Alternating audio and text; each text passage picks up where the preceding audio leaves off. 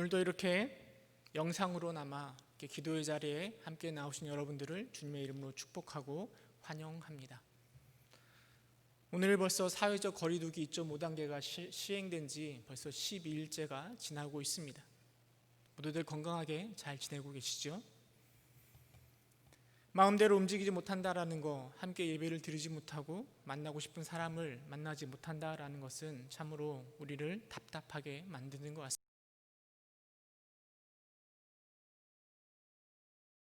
인내하시고 잘 견뎌내시기를 간절히 소망합니다.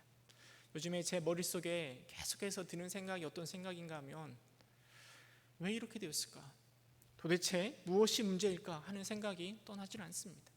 물론 코로나로 인해서 잃어버린 우리의 일상 때문에 이런 생각이 들기도 하지만, 무엇보다 우리 한국교회를 바라보면서 기독교를 생각하면서 자꾸 이런 생각이 드는 겁니다. 도대체 우리 한국교회는 왜 이렇게 세상 사람들의 지탄의 대상이 되고 걸림돌이 되고 저주의 대상이 되고 만 것일까? 하나님을 사랑하고 이웃을 사랑하는 것이 하나님 믿고 따르는 우리들의 가장 큰 계명인데 왜 우리 한국교회는 이렇게 되었을까? 도대체 어디서부터 잘못되었고 무엇이 문제일까? 하는 생각이 떠나지가 않습니다. 너무나 안타깝고 속이 상한 것 같습니다. 이럴 때일수록 우리가 남 탓을 하거나 또 다른 핑계거리를 찾기보다는 나를 둘러볼 수 있는 계기가 되었으면 합니다. 오늘 설교의 제목이 포도나무와 열매라는 제목을 가지고요, 코로나 시대 세상 가운데 전혀 선한 영향력을 발휘하지 못하는 우리들의 문제점을 생각해보고 함께 은혜를 나누어 보고자 합니다. 본문에 보면 예수님의 비유가 등장합니다. 특별히 요한복음에 보면 예수님께서 나는 무엇이다 라고 선언적으로 표현하는 것이 일곱 번 나옵니다. 나는 선한 목자라, 나는 생명의 떡이라, 내가 곧 길이요 진리요 생명이라, 이런 말씀들이 7번 나오는데요, 그 맨 마지막에 등장하는 게 나는 참 포도나무이다 라는 비유의 이야기가 나오고 있습니다. 비유의 내용을 살펴보면 예수님이 자신을 포도나무라고 말씀하십니다. 그냥 포도나무가 아니라 참 포도나무다 라고 말씀하십니다. 참 포도나무가 있다라는 것은 거짓 포도나무도 있다라는 것이죠. 여러분, 무엇이 거짓 포도나무이겠습니까? 바로 이스라엘 백성들의 잘못된 신앙일 것입니다. 하나님의 부르심을 받았지만 전혀 열매 맺지 못하는 거짓 포도나무. 그러나 예수님은 자신을 참 포도나무라 말씀하십니다. 또한 농부를 내 아버지라고 말씀하십니다. 성부 하나님이라고 말씀하시는 거죠. 농부는 포도나무를 관리합니다. 농부가 포도나무를 관리하면서요, 포도나무에 붙어있지만 열매를 맺지 못하는 가지는 다 쳐냅니다. 왜 제거하는가 하면 다른 열매 맺는 가지가 더 많은 열매를 맺게 하려고 그렇게 가지치기를 하는 겁니다. 예수님의 비유는 바로 이 농부의 가지치기를 가지고 해서 가지치기를 통해서 비유로 말씀하십니다. 그런데 이 예수님께서 이 가지치기, 이 포도나무의 비유를 누구에게 언제 말씀하시는 걸까요? 본문의 내용은 요한복음 13장에서부터 쭉 연결되어 기록되고 있습니다. 요한복음 13장에 보면 예수님이 십자가에 못 박히신 날이 금요일인데 그 전날 밤에 제자들과 함께 다락방에 앉아 계십니다. 다른 복음서에 보면 예수님이 다른 제자들과 함께 마지막 만찬을 먹었다라고 이야기하고 있지만, 요한복음은 그 최후의 만찬을 기록하기보다는 세족식을 기록하고 있습니다. 예수님께서 친히 제자들의 발을 씻기셨습니다. 그리고 또 무엇을 말씀하셨는가 하면 유다의 배반을 이야기하시고 베드로가 닭이 울기 전에 3번 부인할 것을 말씀하십니다. 더불어 예수님의 십자가의 사건을 얘기하시고 그리고 보혜사 성령님에 대해서 쭉 말씀하십니다. 다락방 담화라고 이야기하는데요, 그 마지막 잡히시기 전날 밤 예수님께서 제자들에게 말씀하시면서 그 중간에 포도나무의 비유가 끼어 있는 것입니다. 여러분, 그 말씀을 전할 때, 제자들에게 그 마지막 밤 이 말씀을 전할 때 우리 예수님의 마음이 어떠하셨을까요? 내일이면 십자가에 매달려야 되는데, 그 마지막 사명을 감당해야 되는데 3년 동안 함께했던 제자들은 나를 팔고 나를 부인하고 뿔뿔이 흩어질 것을 다 알고 계십니다. 그 제자들을 바라보는 예수님의 마음이 어떠했을까요? 안타까우면서도 걱정이 들면서도 그러면서 소망과 바람을 가지고 예수님께서 말씀하셨을 것입니다. 뿐만 아니라 이 말씀은 오늘 예수님을 믿고 있지만 저 제자들처럼 세상 속에서 배반하고 터지고 믿음 위에 제대로 서 있지 못하는 우리들을 향해서 예수님이 말씀하고 계시는 겁니다. 포도나무 비유에 따르면 예수님을 따른다면 거기에 합당한 열매를 맺어야 한다라고 이야기해 주고 있습니다. 그렇지 못하면 농부가 그 가지를, 열매를 맺지 못하는 그 가지를 제거할 것이다 말씀하십니다. 곧 행함이 없는 그리스도를 향하여서, 행함이 없는 제자들을 향하여서 예수님께서 가르치고 있는 말씀이라 생각할 수 있습니다. 그런데 우리는 이 말씀을 들으면서요, 우리가 오해하는 것이 있습니다. 우리는 너무나 열매, 그 행동에 너무 집착하고 있습니다. 물론 본문에서 분명 열매는 굉장히 강조되고 있습니다. 본문에 보면 열매를 맺지 않는 가지, 그리고 더 열매를 맺게 하려고 라는 말씀은 분명 열매를 강조하고 있습니다. 그래서 우리는 열매 맺는 것에 집중합니다. 여러분들이 예수님을 따르고 있는데 어떤 열매를 맺기를 원하십니까? 전도의 열매, 선교의 열매, 찬양의 열매, 봉사의 열매, 많은 열매들이 있습니다. 우리는 더 많은 열매를 맺고자 끊임없이 노력합니다. 어떤 분들은 교사로, 어떤 분들은 찬양대로 지원하여서 더 좋은 열매 맺기를 소망합니다. 아이들을 잘 교육하고 가르쳐서 제자로 세워야지, 귀한 찬양을 통하여서 하나님께 영광 돌려야지, 열심히 전도해서 교회를 부흥시켜야 되지. 이런 귀한 것들은 너무나 귀한 열매가 될 것입니다.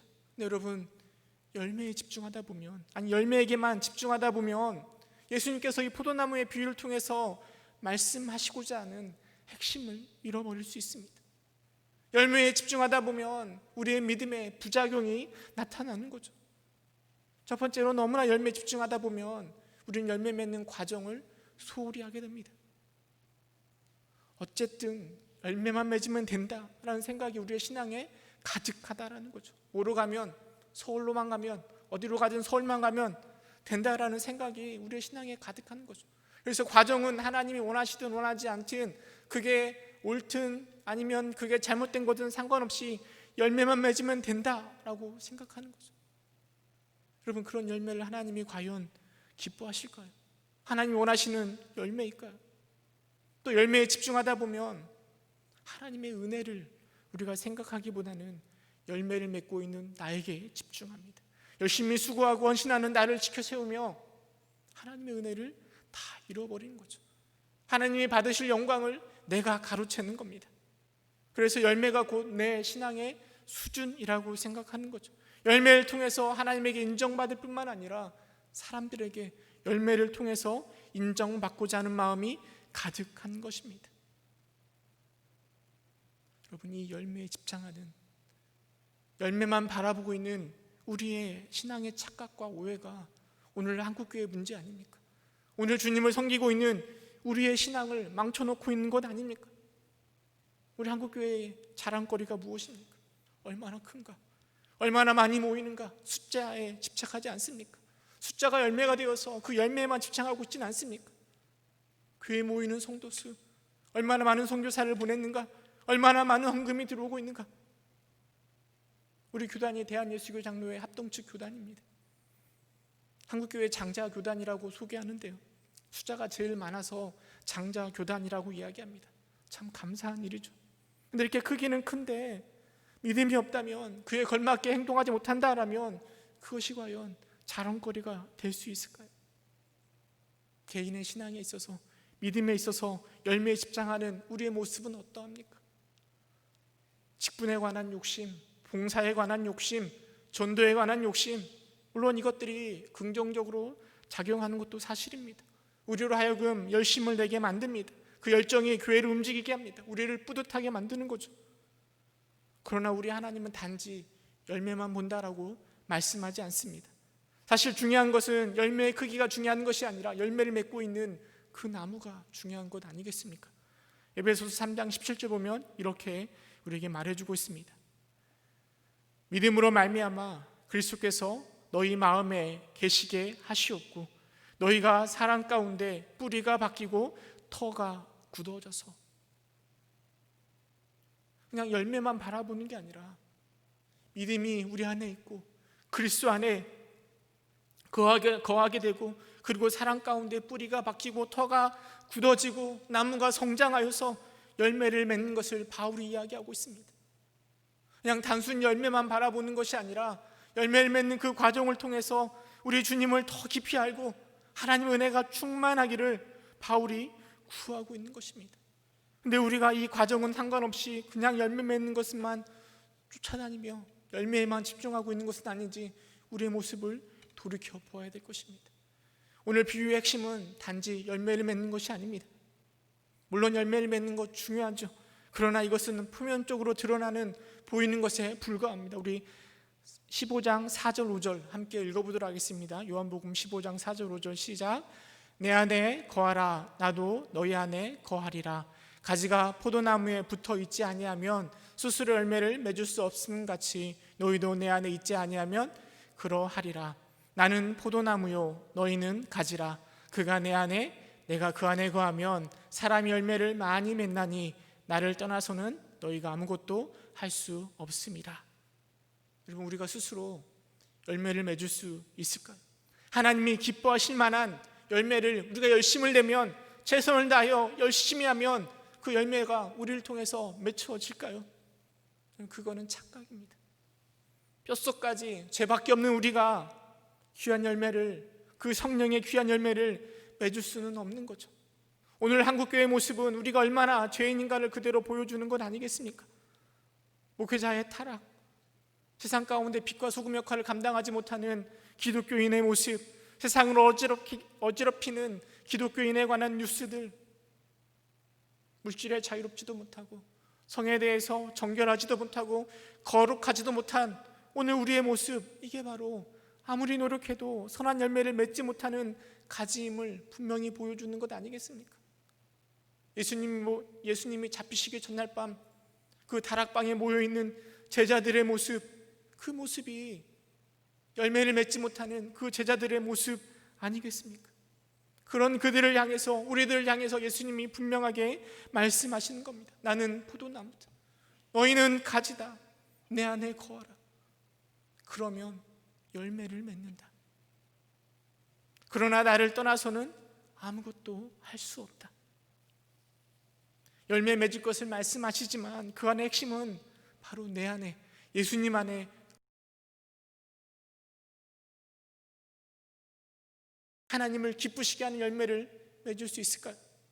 방법은 하나, 포도나무 대신, 참 포도나무 대신 예수님 안에 거하는 것입니다. 우리는 가지입니다. 가지는 통로에 불과합니다. 나무가 주는 영양분을 열매로 공급하는 것이죠. 나무가 주는 영양분을 끊고서는 우리는 귀한 열매를 맺을 수 없는 것입니다. 우리 안에 믿음이 고갈되는 이유가 무엇인지 아십니까? 왜 우리 안에 믿음이 사라지는 줄 아십니까? 우리의 마음으로부터, 나로부터 믿음을 퍼내려 하기 때문입니다. 나로부터 믿음을 퍼내려고 했을 때 우리의 믿음은 고갈되는 것입니다. 우리가 예수님과 연결되지 않는 한 우리 안에서 퍼낼 믿음은 아무것도 없습니다. 포도나무 대신 예수님께 붙어 있을 때 믿음을 퍼올릴 수 있는 거죠. 그런 면에서 믿음은 나로부터 나와서 예수님께로 나아가는 것이 바로 믿음인 것입니다. 예수님은 지금 그 마지막 저녁에 제자들에게, 코로나 시대에 우리를 향하여 이것을 말씀하고 계시는 겁니다. 너희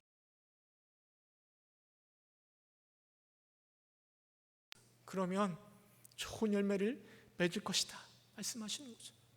그렇지 않으면 6절에 불에 던져 사른다라고 말씀하시는 겁니다. 하나님은 오늘도 우리에게 거룩하라 말씀하십니다.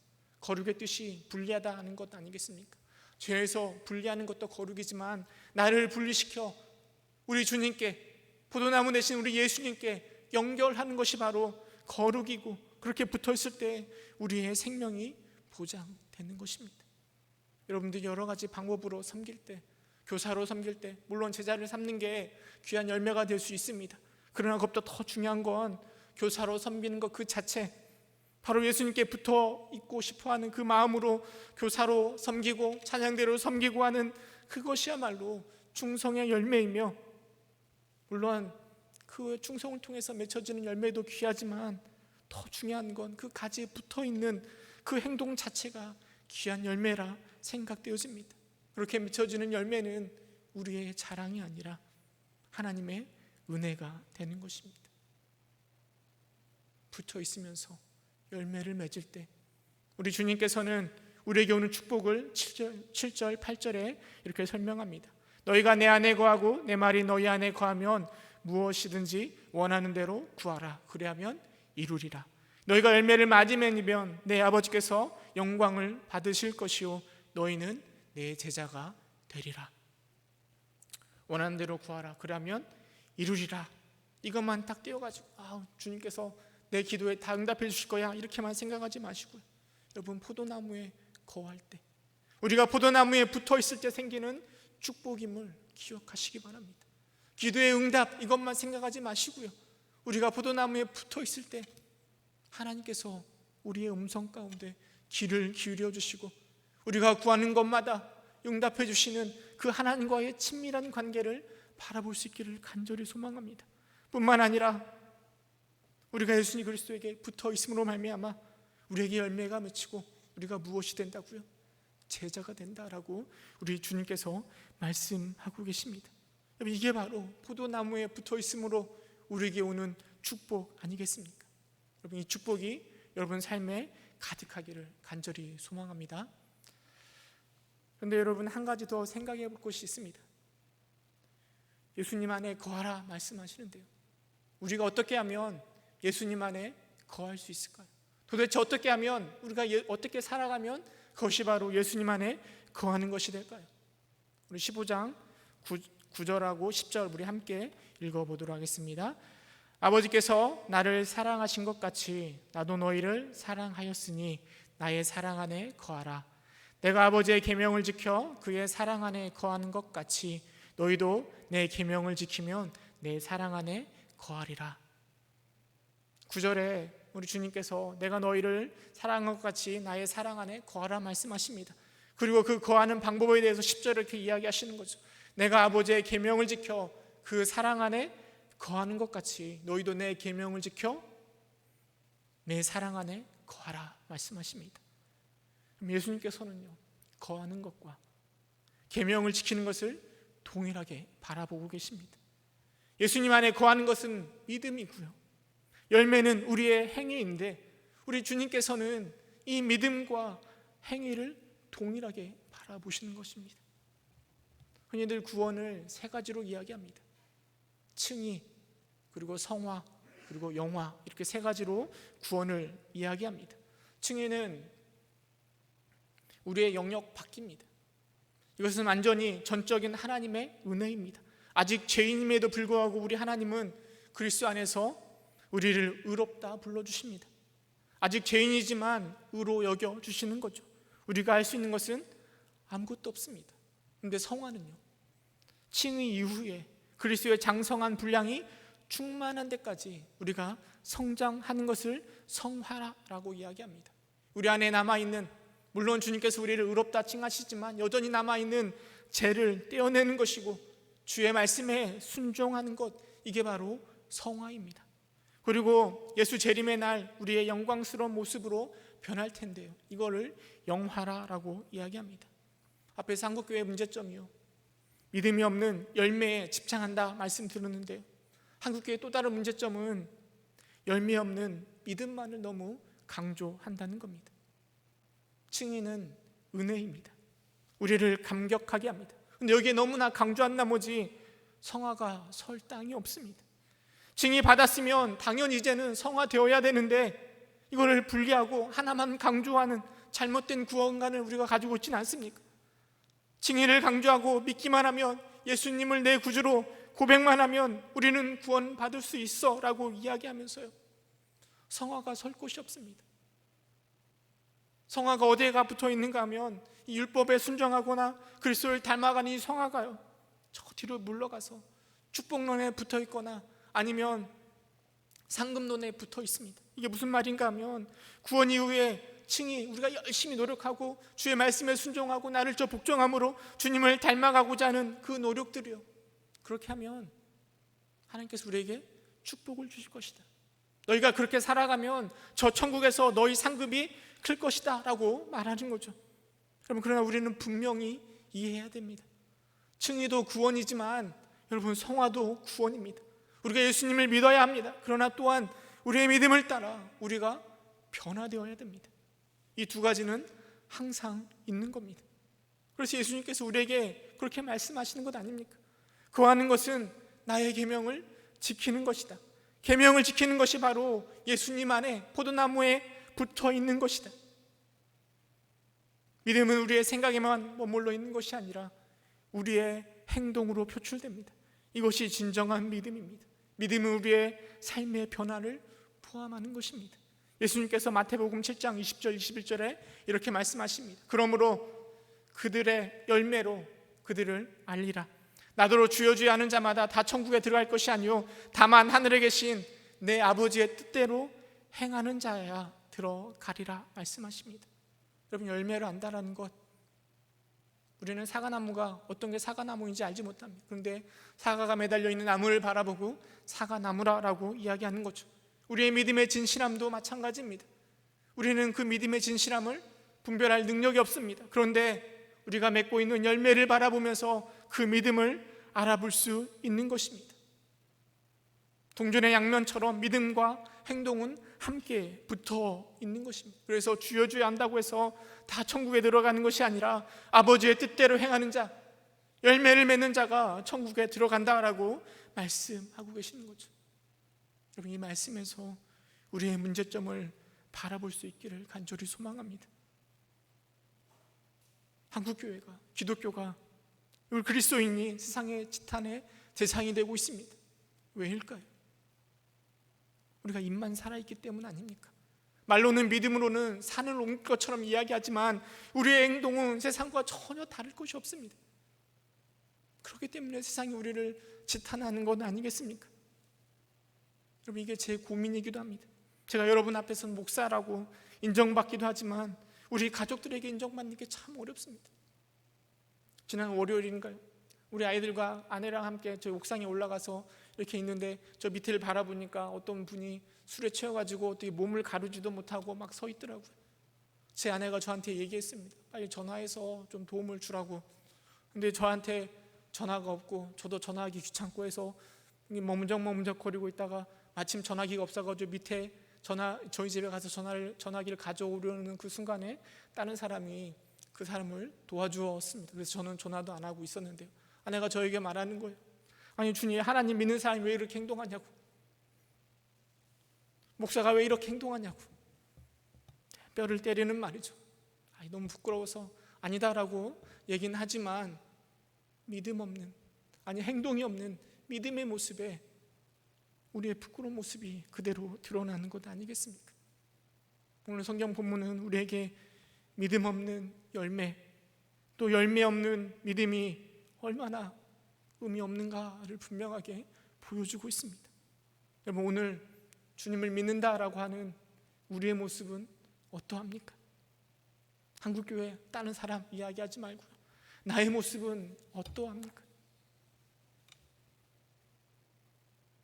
오늘 주님이 우리에게 분명하게 말씀하십니다. 나는 포도나무요 너희는 가지라. 그가 내 안에, 내가 그 안에 거하면 사람은 많은 열매를 맺나니 나를 떠나서는 아무것도 할 수 없음이라. 칼빈도 이야기합니다. 인간에게 구원을 가져다주는 믿음은 선행을 수반하는 믿음, 즉 사랑으로 역사하는 믿음이다 라고 이야기하고 있습니다. 여러분, 우리의 믿음은 사랑으로 역사하고 있습니까? 예수님께서 11절에 내가 이렇게 이야기하는 이유를 말씀하십니다. 내가 이것을 너에게 이름은 내 기쁨이 너희 안에 있어 너희 기쁨을 충만하게 하려 함이라. 여러분, 이 예수님의 기쁨이 우리 안에 충만합니까? 예수님이 말씀하신 그 기쁨이 내 안에 가득합니까? 한번 생각해 보시기 바라요. 내 안에 믿음이 있어요. 내 안에 예수님 안에 있어요. 그런데 행위가 없어요. 열매가 없어요. 그러면 결코 기쁠 수가 없습니다. 늘 죄책감에 시달리는 거예요. 내 왜 믿음대로 못 살아갈까? 내가 뭐 하고 있는 걸까?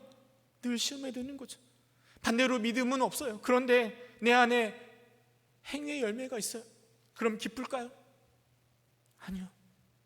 열심히 하고 있지만 문득 이런 생각이 드는 거예요. 내가 여기서 뭐 하고 있지? 뭐 하려고 해서 이러고 있지? 시험에 드는 겁니다. 여러분, 믿음은 반드시 행위를 수반합니다. 믿음과 행위의 관계를 잘 이해하시기 바랍니다. 믿음과 행위가 함께할 때 우리 안에 구원의 기쁨이 충만하게 되는 것입니다. 예수님은 우리가 그런 기쁨을 가질 수 있기를 바라는 것이죠. 결론을 맺도록 하겠습니다. 세상에서 너무나 멀리 떨어져 있는 것이 두 개가 있다고 합니다. 그 중에 하나는 머리에서 가슴까지의 거리라고 합니다. 머리로 아는 것을 가슴으로 아는 것은 너무나 멀리 떨어져 있고 참으로 어려운 일입니다. 우리는 하나님의 은혜로 그리스도를 통한 구원을 믿음으로 수납하였습니다.